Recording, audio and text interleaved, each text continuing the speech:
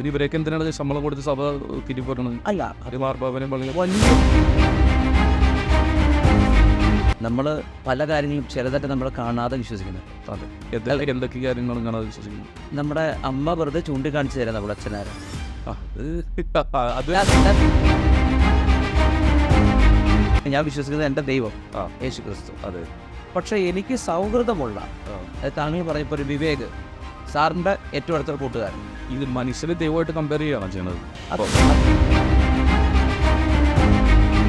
മാർപ്പാപ്പ അല്ലെങ്കിൽ കർദിനാളന്മാർ, വൈദികർ, ഇവരൊക്കെ ക്രിസ്തുവിന് താഴെ. പിന്നെ ഇവരൊക്കെ എന്തിനാണ് ശമ്പളം കൊടുത്ത് സഭ തിരിപ്പറയണത്? അല്ല, അത് മാർപ്പാപ്പനും പള്ളി വലിയ അത്ഭുതങ്ങൾ നടക്കുന്നു എന്ന് പറയുന്നു പലയിടത്തും. ഞാൻ ഒരു നല്ല കത്തോലിക്കൻ എന്ന നിലയ്ക്ക് ഞാൻ വിശ്വസിക്കുന്നില്ല.